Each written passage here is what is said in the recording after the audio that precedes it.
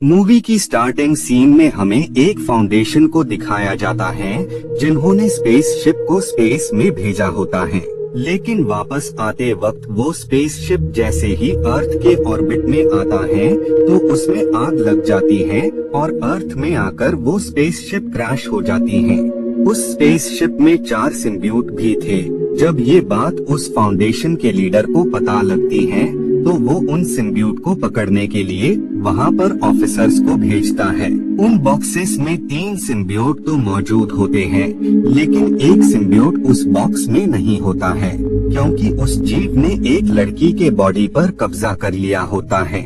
उस सिम्बियोट ने पूरी तरह से उस लड़की की बॉडी को कंट्रोल कर लिया होता है। बाद में वो लड़की उसी फाउंडेशन की तरफ बढ़ने लगती है। इसके बाद ये सीन यहीं पर कट जाता है और अब हम एक शख्स को देखते हैं जिसका नाम एडी होता है। एडी के साथ एक शख्स भी होती है जो कि उसी कंपनी में एक लॉयर होती है। एडी पेशे से एक न्यूज रिपोर्टर होता है। वो अपने काम में बहुत ही माहिर होता है, जिस वजह से उसके बॉस भी उसके काम से काफी खुश थे। इसीलिए एडी के बॉस उसे एक काम सौंपते हैं। वो उसे बताते हैं कि तुम्हें उसी फाउंडेशन के कंपनी के ओनर का इंटरव्यू लेना है जिन्होंने अपना स्पेसशिप स्पेस में भेजा था। लेकिन इसके अलावा इस बात का ध्यान रखना कि तुम उससे कोई भी उल्टा सीधा सवाल मत करना, क्योंकि वो आदमी बहुत ही अमीर और बहुत ही घमंडी है।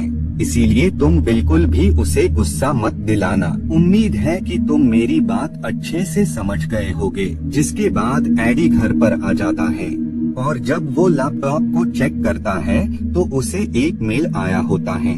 ये मेल असल में एडी की लॉयर फ्रेंड के लिए है। एडी जब उस मेल को पढ़ता है तो ये पता लगता है कि उस कंपनी का ओनर अपने रिसर्च और एक्सपेरिमेंट के लिए इंसानों का यूज करने वाला है। उस एक्सपेरिमेंट की वजह से काफी सारे लोगों की जान का खतरा है, यहाँ तक कि उन सब की जान भी जा सकती है। हमें उस कंपनी के ओनर को रोकना होगा, नहीं तो काफी सारे लोग मारे जाएंगे। नेक्स्ट डे हम एडी को देखते हैं जो कि इंटरव्यू लेने के लिए उसी फाउंडेशन के ओनर के पास जाता है। एडी पहले तो उससे नॉर्मल बातचीत करता है, लेकिन बाद में वो उससे कहता है कि क्या आप सच में अपने एक्सपेरिमेंट्स के लिए ह्यूमंस का यूज करने वाले हैं। ये बात सुनकर उस ऑनर को एडी की बात से काफी गुस्सा आता है और वो इंटरव्यू को खत्म कर देता है। एडी का बॉस उससे काफी नाराज होता है। वो उससे कहता है कि तुम्हें उससे ऐसे सवाल नहीं करने चाहिए थे जिससे उसे बुरा महसूस हो। मैंने पहले ही तुम्हें इस बात से मना किया था, लेकिन तुमने मेरी बात नहीं मानी, इसीलिए मजबूरन मुझे तुम्हें जॉब से निकालना होगा। क्योंकि अगर मैंने ऐसा नहीं किया तो वो इंसान मुझ पर ही एक्शन ले लेगा। इधर हम उसी लॉयर को देखते हैं जिसे भी जॉब से निकाल दिया गया होता है, क्योंकि उसके भी एडी के साथ लिंक्स होते हैं। इधर हम उसी फाउंडेशन के ऑनर को देखते हैं जो कि इस बार उस सिम्बियोट को एक रैबिट की बॉडी में एंटर करा रहा होता है।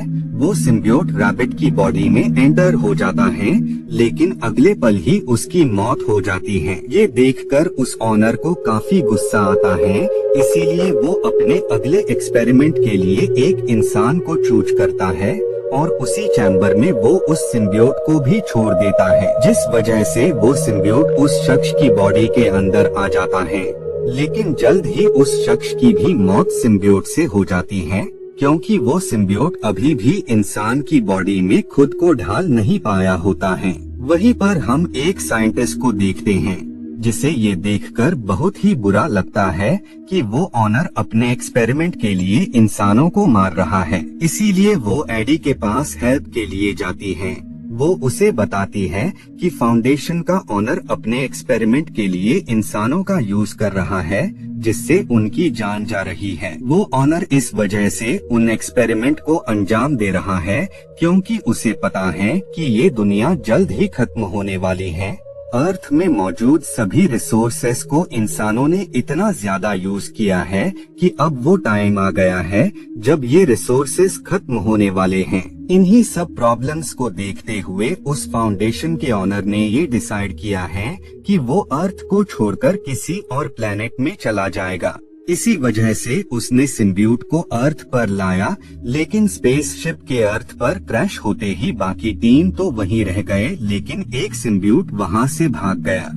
एडी उस साइंटिस्ट से कहता है कि ठीक है, मैं तुम्हारी मदद करने को तैयार हूँ, लेकिन इसके लिए मुझे उस शख्स के खिलाफ प्रूफ चाहिए जो कि मुझे तुम लाकर दोगी। जिसके बाद ये दोनों लोग उस फाउंडेशन के अंदर आ जाते हैं। वहाँ पर एडी उस शख्स के खिलाफ एविडेंस को कलेक्ट करने लगता है कि तभी उसे वहाँ एक शख्स नजर आती है जिसे उस साइंटिस्ट ने अपने एक्सपेरिमेंट के लिए यहाँ पर रखा होता है। एडी उस औरत को वहाँ देखकर उसे ऑनर पर काफी गुस्सा आता है, इसीलिए एडी उसे वहाँ से बाहर निकाल लेता है, लेकिन बाहर आते ही वो औरत उस पर हमला कर देती है, क्योंकि उस सिम्बियूट ने उसकी बॉडी को अपने कंट्रोल में कर लिया होता है। बाद में वो सिम्बियूट एडी की बॉडी में आ जाता है और तभी वहाँ पर उस फाउंडेशन के गार्ड आ जाते हैं जो कि उस पर अटैक कर देते हैं। लेकिन एडी उस सिम्बियूट की वजह से काफी पावरफुल हो गया था, इसीलिए वो उनसे खुद को प्रोटेक्ट कर वहाँ से भागने लगता है। लेकिन अब भी वो लोग उसी के पीछे होते हैं, जिस वजह से वो एक दरख्त के ऊपर आ जाता है और बाद में वो घर पर आ जाता है।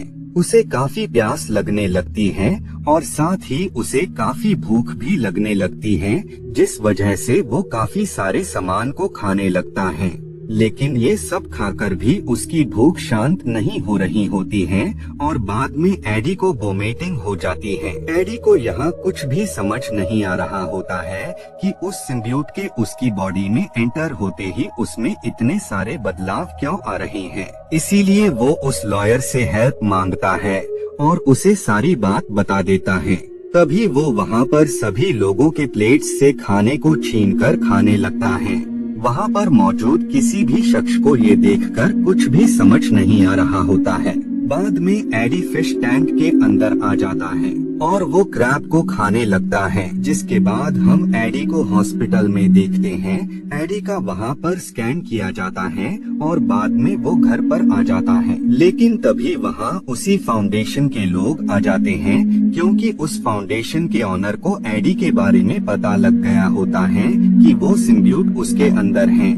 तभी वो लोग एडी को पकड़ने वाले होते हैं, लेकिन तभी उसकी बॉडी में मौजूद सिम्बियूट यानी वेनम उन लोगों पर अटैक कर देता है और बाद में वो ग्लास तोड़कर वहाँ से भागने लगता है। लेकिन अब भी उस फाउंडेशन के लोग उसका पीछा कर रहे होते हैं। इधर हम उसी फाउंडेशन के ऑनर को देखते हैं जो कि अपने ड्रोन्स की हेल्प से सब कुछ देख पा रहा होता है। ये सब देखकर वो काफी ज्यादा खुश हो जाता है, क्योंकि उसके काफी कोशिशों के बाद आखिरकार उसका एक्सपेरिमेंट कामयाब हो गया होता है। तभी एडी की बाइक स्लिप कर जाती है और वो बाइक से नीचे गिर जाता है, जिससे उसकी सारी हड्डियां टूट जाती हैं। लेकिन जल्द ही एडी वापस से रिकवर हो जाता है, क्योंकि उसकी बॉडी में वेनम मौजूद होता है। तभी वेनम एडी की बॉडी से बाहर आ जाता है और वो उन सब लोगों को मारने लगता है, जिसके बाद वो पानी में कूद जाता है और वो दूसरी जगह वहाँ से बाहर निकलता है। वेनम एडी को बताता है कि वो अर्थ के बाहर किसी दूसरे प्लेनेट से यहाँ पर आया है, लेकिन मैं अकेला नहीं हूँ, मेरे साथ और भी 3 सिम्बियूट हैं। एडी उससे कहता है कि तुम धरती के लोगों के लिए खतरा हो, इसीलिए मैं तुम्हें तुम्हारे ग्रह पर वापस से भेज दूंगा, जिस बात पर वेनम भी अग्री हो जाता है। जिसके बाद वेनम एडी को वहाँ पर ले आता है जहाँ पर एडी जॉब किया करता था। एडी उस ऑनर के खिलाफ सारे प्रूफ को रख रहा होता है, लेकिन तभी वहाँ पर उसी फाउंडेशन के लोग आ जाते हैं, जिस वजह से वेनम एडी की बॉडी से बाहर आ जाता है और वो उस पर अटैक कर देता है। तभी उसे वो लॉयर भी देख लेती है जो कि पहले भी उसका इलाज कराने उसे हॉस्पिटल ले गई थी। एडी उसे बताता है कि ये वेनम है, ये तुम्हें बिल्कुल भी नुकसान नहीं पहुंचाएगा, लेकिन मैं इससे छुटकारा पाना चाहता हूँ, क्योंकि ये किसी को भी मार देता है। जिस वजह से वो शख्स एडी के साथ हॉस्पिटल आ जाती है। वहाँ पर एडी को एक रूम में लाया जाता है और वापस से उसकी बॉडी को स्कैन किया जाता है, जिस वजह से वेनम उसकी बॉडी से बाहर आ जाता है। वेनम के बाहर आते ही एडी को काफी अच्छा महसूस होने लगता है, लेकिन तभी वहाँ उसी फाउंडेशन के लोग आ जाते हैं, जो कि एडी को पकड़कर उसी ऑनर के पास लाते हैं। उस फाउंडेशन का ऑनर एडी से कहता है कि वेनम को मुझे सौंप दो, जिस बात पर एडी उसे बताता है कि तुमने काफी देर कर दी, क्योंकि कुछ टाइम पहले ही वेनम ने मेरी बॉडी को छोड़ दिया। एडी की बात सुनकर उसे काफी गुस्सा आता है और वो भी एडी की तरह एक सिम्बियूट में बदल जाता है। दरअसल उस फाउंडेशन के अंदर वो सिम्बियूट एक बच्ची से होकर उसकी बॉडी में आया होता है। अब क्योंकि एडी की बॉडी में वेनम नहीं होता है, जिस वजह से एडी उसके किसी काम का नहीं था, इसीलिए वो एडी को जान से मारने का कहता है। वो लोग एडी को लेकर फॉरेस्ट में आ जाते हैं ताकि वो लोग उसे मार सकें, लेकिन तभी वहाँ वेनम आ जाता है, जो कि उन सबको मार देता है, और वो किसी और के अंदर नहीं बल्कि उसी लॉयर के अंदर होता है।